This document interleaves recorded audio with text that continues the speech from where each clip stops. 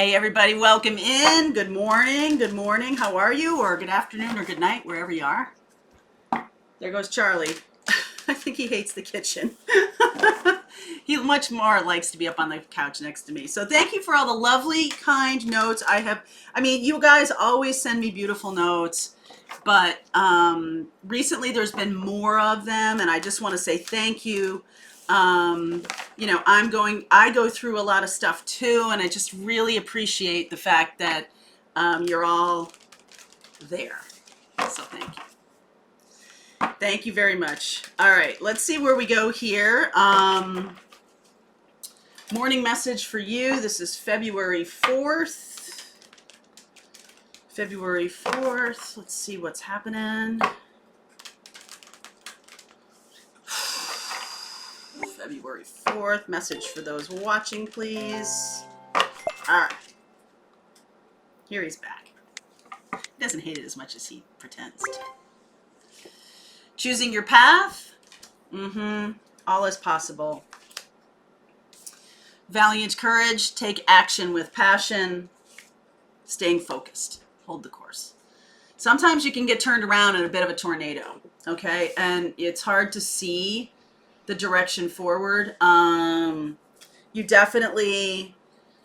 We talk about this in the spiritual business class, that you can't create something new with the same kind of thinking that got you to where you are. So something new, that's why opening to intuition is so important, because that's where the new comes from, okay? It's not really your thinking mechanism. Your thinking mechanism is a computer that just, analyzes data and spits out information.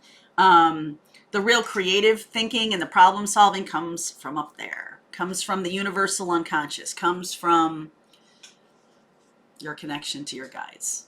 So when you're really in deep shit, that's what you do, okay?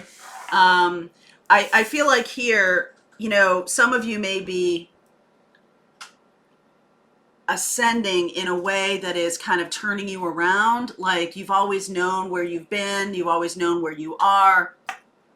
This new path, this new ascension path seems really, because it's really different than what you've normally been doing. It's not necessarily a linear progression.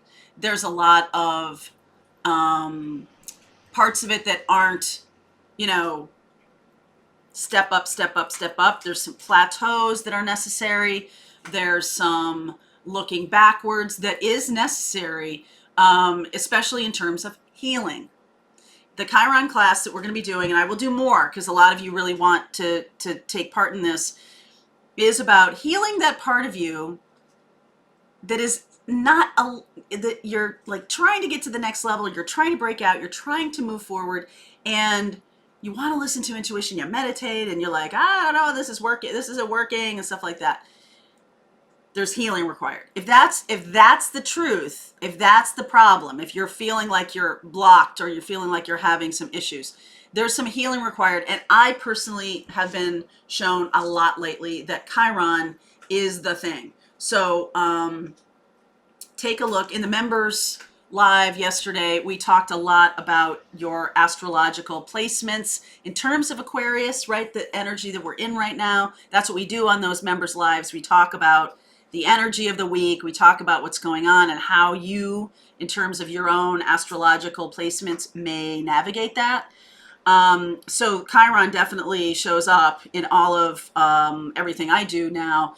It's really showing up, and the healing place, right? With Aquarius here, with 4 planets in Aquarius, a stellium in Aquarius, it is really pushing you to see the bigger picture. And then, take some bold action, rebel. Yeah, I'm thinking about some raspberry hair or something like that, right? Like completely outside of my own comfort zone. Thinking about, just being more expressive and being more creative in certain ways. And I feel like that's what's being asked of you. It is not this. If you thought that spiritual awakening was for the faint of heart, I got a bridge in Brooklyn to sell you, because it's not. Okay? It is not at all. It's something that you don't have a rule book for necessarily. We just work our way through it step by step by step. Excuse me. And as you're doing that, you're having to, you need a touchstone. Okay? A touchstone is a place where you go back and you sort of get yourself grounded. What do you know to be true? That is my touchstone. What do you know to be true right now? Well, you know, things are growing, things are not growing, things are moving forward, things are stuck. What do you know to be true right now? And then take a fierce inventory of your own capabilities, because a lot of times when the stuckness happens, or the, oh my God, it's age of Aquarius, I should be, you know, manifesting like, you know, like a badass, like a bandit here. I should be doing, and it's like, okay, that's not happening. So why is it not happening? I must be doing something wrong. If you immediately go right there, I must be doing something wrong, then let's talk about that, because that is a wound. Okay? That is a wound. Acknowledgement of your old patterns, of your mindsets that keep you going, okay. I said this the other day, like, you know, as a child, keeping yourself small is a coping mechanism, because then you won't get in trouble, right? If nobody hears you, if you're quiet, you're good. Okay. And what is your childhood coping mechanism? What do you fall back to immediately? What makes you feel safe? There's something here that's asking you to push forward and maybe not be so safe. Okay, it's going to feel not safe, okay, to push forward. Doing different kinds of things, you know, testing the waters, dipping your toe in. I don't know that you have to like fully dive into Lake Michigan or the ocean or anything like that right now, but I do feel like there is some courage required just to step onto this new higher level path. Sometimes when you're not hearing your guides, it means you're not in the right frequency to hear them. Okay? They could be calling you, come on up, come on, get to the next level, come on, you gotta really do the work to get to the next level. I feel like that's true. There's this 9 of Wands, the baggage you carry with you, balancing this, the mindsets, and here's the Aquarian energy. Thank you very much. Okay, about seeing very clearly. Aquarius and Libra showing up here. 10 of Cups, Hanged Man, 9 of Cups, 3 of Pentacles, 4 of Wands, 4 of Pentacles, Devil energy, Capricorn, 3 of Cups, High Priestess, Cancerian energy. You could be dealing with Aquarius or a Libra, Cancer, or a Capricorn. Those are opposite energies, okay? So when, speaking of astrology, so when you look at your astrological chart, here's the magic. Cancer and Capricorn are always directly across, no matter where anything is, right? There's a system to all this stuff. Astrology is very systemic. So, you know, wherever your chart starts, it goes right around the signs. I have Scorpio in the first house, and then it goes right around from there. Okay? And there is something here about opposites, okay? And this feels like being, no offense to Capricorn, because you guys are just amazing, but being in a struggle, a physical struggle. This is about learning your heart's desire and allowing things to flow. Okay, that's a personal message here that wants to come through. There's more stuff here, though, that I feel like it is about also looking at patterns of relationship. I feel like some of you may be holding on to an old idea of relationship. Even though that idea of relationship seems to be like super positive, it's still, you're still holding on to something. Okay, so 10 of Cups, Hanged Man, 9 of Cups. Two of the most amazing cards in terms of positive, right? Every card has positive and negative. 10 of Cups is the end of a cycle. 10s are the end of a cycle. 9s are completion of that cycle. 10 is one past completion. So even these, like, you know, 9 and 10 of Pentacles, 9 and 10 of Cups, the most auspicious, Jupiter laden kind of cards.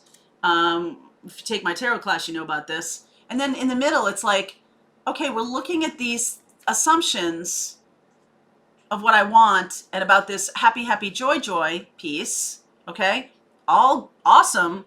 We're looking at things differently, looking through a critical eye of Aquarius, looking at those things like, okay, well, maybe I am holding on to something that I thought. Three of Pentacles and Four of Pentacles, right? Like the three here is pretty loud.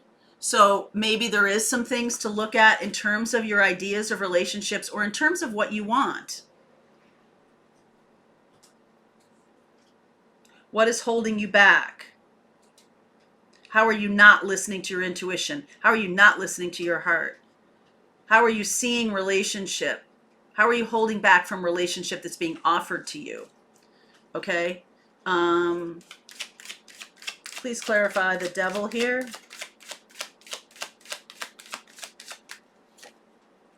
Knight of Cups. Four of Cups. Knight of Wands. There's something about seeing, there's something about an unconscious way of, I really want to be in a long-term partnership. This is really what I want, but I feel hamstrung by it. I also feel like it's trapping me at the same time. So you could be manifesting on this weird frequency that has a lot of static in it. Like, I really want this relationship. I really want a relationship, but there may be somebody showing up right now, Libra, Aquarius, Capricorn, Cancer, and you're still like, but when there's no one around, there's just like, oh, I miss being in a relationship. I don't like being single. So I'm running away from being single. But then when someone shows up, you're like, oh, I long for the time when I had more time to myself or something like that, right? There's a little bit of this going on. And I feel like right in the middle here, Four of Wands, there is relationships showing up in the next 4 weeks. Turn this off. Beep. Relationship showing up in the next 4 weeks. And it's going to test the theory. Because I feel like Knight of Cups, this person shows up. And it's almost like you fall back into some kind of reverie or nostalgia about a past relationship. Even if it was a third party relationship. Even if that person was a player. Because there's freedom is something that you definitely want. There's something about that here. And the courage to be single, the courage to be standing on my own. I'm supposed to be wanting relationship. I'm supposed to be wanting all of these things. Maybe that kind of, it's, I don't know, cultural. There's some kind of cultural demand for coupling. That it's like, wait a second, I really want to take a closer look at what I want or how I want that to look for me. So this person shows up.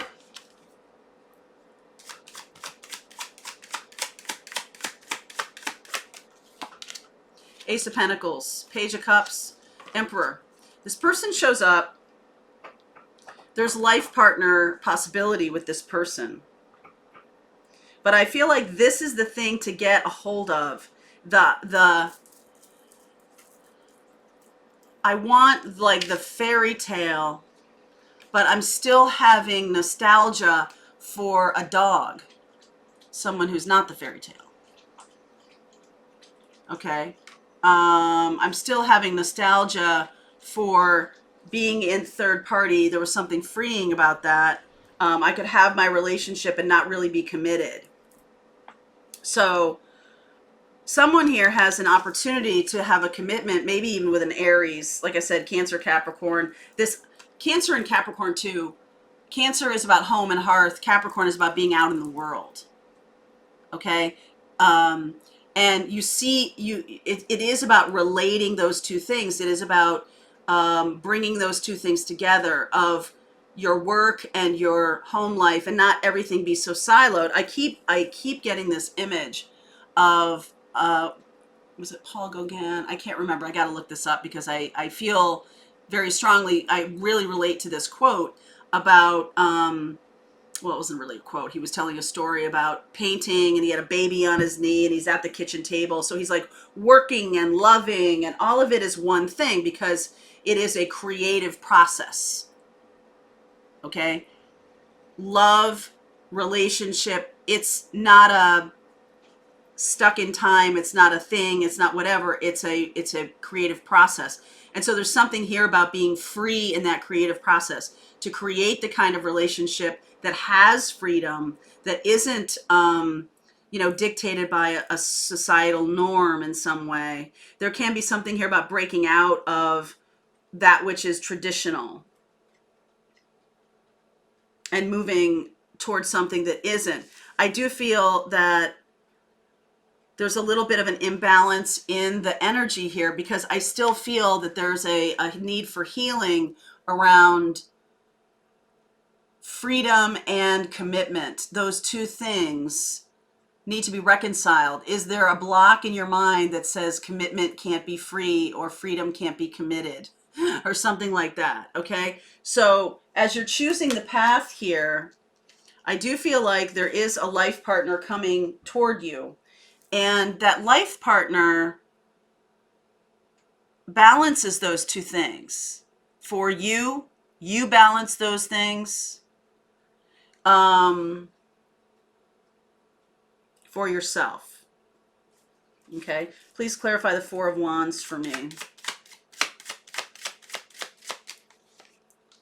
Five of Cups, Sun, Ace of Swords. Being in your authentic truth about what makes you happy. I have a friend who, I always tell you about my friends. These are like a compilation of people I've known over the course of my life, who they lived apart. And that was what was working for them. And my sister-in-law just could not handle it. She was like, why are they living apart? That just says to me she can't commit. There's something wrong with her. And I was just like, that's what she wants. Grown-ass woman. That's what she wants. Okay? And I feel like in the past, because of, and this could be you or the other person, or this could be you and the people from the past, there was some attraction to third parties because it had freedom. It showed freedom. It was reflecting freedom to you. And that was the thing that was so attractive about it. So while you may want commitment, love, all of those things, there's something courageous about looking at, and this could show up in any way for you, but there's something courageous about looking at what you really want in a relationship and being fearless about the truth of what you do want that will make you happy, even if your voice shakes, right? Even if this is like, well, this is the kind of relationship, this is the kind of day to day. So think about it, a day in the life of that relationship. What would make you happy, right? I love my work. I spend a lot of time with my work. I spend a lot of time with Charlie, right? How does one assimilate the needs for separateness and on your ownness with the need for partnership? How does one assimilate those two things? I'm going to go deeper into what's possible here because I do feel like there's a person on the path here who kind of bridges the opposites. In other readings, I definitely have seen this as you're not listening to your intuition. There's a third party afoot. It's a definite dark thing for you. But to me, this is more about you not just shunning pieces of yourself. So however it shows up for you, that you're needing to look at yourself and how you create things in your life and what goes against, this is very Aquarian energy, what goes against the norms of society, but that which makes you happy. Can you look more deeply at these things and learn? Okay, learn from your connecting to your unconscious, right? And to the universal unconscious. Can you learn from that? Instead of just like, this is how relationship works, and this is what I've always done, and this is what I'm going to do. But you know what? All these relationships haven't worked out for me. So I'm just like not really paying attention to that. Okay, so it's time for you to really go deep inside and make some have a fearless inventory of what makes you happy. Because there is someone coming along that's going to push this lever for you. That's going to push this lever of forcing you to be like, what do you want? And it'd be good to know. Okay. So I will look at, I see Leo here. I see Aquarius, Libra, Cancer, Capricorn, Aries, Sag. I see all of these. So I'm going to continue on and I will look at those in the extended. If you're not on Vimeo, you can follow the link below if this resonates for you, want to go deeper. If you are on Vimeo, the rest of this reading starts right now. Vimeo. On Patreon. the rest of this reading starts right now.